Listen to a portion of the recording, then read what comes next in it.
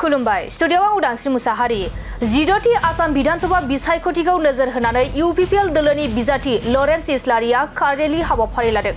आसाम विधानसभा बिसायख'थिया 9 April खालि जागोन आरो बे बिसायख'थियाव देरहासार जानो थाखाय गुबुन हानजानि बिजाथिफोरा गोबां रोखोमनि बिसायख'थि फोसावदिं मेल खुंदों। थिग बेबादिनो 3 नं क'क्राझार बियाब UPPL नि बिजाथि लरेन्स इस्लारिया दिनै 3 नं क'क्राझार बियाबनि सिङाव थानाय गुबुन जायगाफोराव काररेलि हाबाफारि लादों। थारैनो बे समाव UPPL राजखान्थि हानजाया आसाम विधानसभा बिसायख'थियाव देरहासार जानो थाखाय थाद'नाय गैयै बिसायख'थि फोसावदिं हाबाफारि लादों। गावगावनि थांखि आरो रादायखौ आबुं खालामनो थाखाय मोनफ्रोमबो दोलोनि नाजाथाबनाया सोलिगासिनो। बेबादिनो UPPL दोलोआबो रायजो राजानि मोजां हाबा मावनो थाखाय माखासे थांखि आरो रादायफोर लानानै बिसायख'थि फोसावदिं हाबाफारि लादों। आरो दिनैबो 3 नं क'क्राझार बियाब UPPL नि बिजाथि लरेन्स इस्लारिया गावनि बियाबनि सिङाव थानाय गुबुन जायगाफोराव काररेलि हाबाफारि लादों।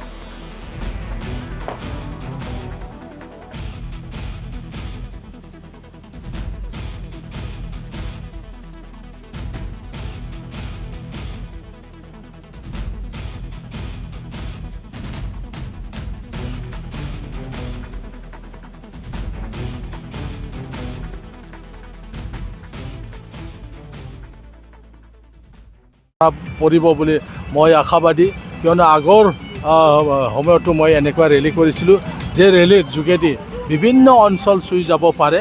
কতবা যদি অলপ চলপ মানে বাদ পৰিছে গাঁও তেতিয়াহ'লে এই ৰেলীৰ যোগেদি এইবিলাক সম্পূৰ্ণ কভাৰ কৰা হ'ব। গতিকে আজিৰ অন্তিম দিনত মই এই ৰেলীটো কৰিছোঁ আৰু স্বতঃস্ফূৰ্ত ৰাইজৰ মই সঁহাৰি পাইছোঁ। বাটে ৰাইজে হাত জোকাৰি আমাক সম্ভাষণ জনাইছে, তেওঁলোকে সঁহাৰি জনাইছে, তাৰ কাৰণে মই ৰাইজকো ধন্যবাদ জ্ঞাপন কৰিছোঁ। চাওক, মানুহৰ মন জয় কৰিব নোৱাৰে টকা পইচা দি। আজি যদি টকা পইচা দি যদি মানুহৰ মন জয় কৰিব পাৰিলেহেঁতেন তেতিয়াহ'লে ডাঙৰ ইণ্ডাষ্ট্ৰীৰ মালিকবিলাকে তেওঁলোকে MP হ'লেহেঁতেন, মন্ত্ৰী হ'লেহেঁতেন, প্ৰধানমন্ত্ৰীও হ'লেহেঁতেন, অসমৰ মুখ্যমন্ত্ৰীও হ'লেহেঁতেন। কিন্তু টকা পইচাৰে মানুহৰ মন জয় কৰিব নোৱাৰে। খন্তেকীয়া সময়ৰ কাৰণে টকা পইচা দি মানুহক প্ৰলোভন কৰিব পাৰে যদিও বিবেকক কেতিয়াও মানুহৰ বিবেকক কিনিব নোৱাৰে। গতিকে টকা পইচা ইয়াত কোনো ফেক্টৰ নহয়। ইয়াত আমি 100% জয়যুক্ত হ'ম।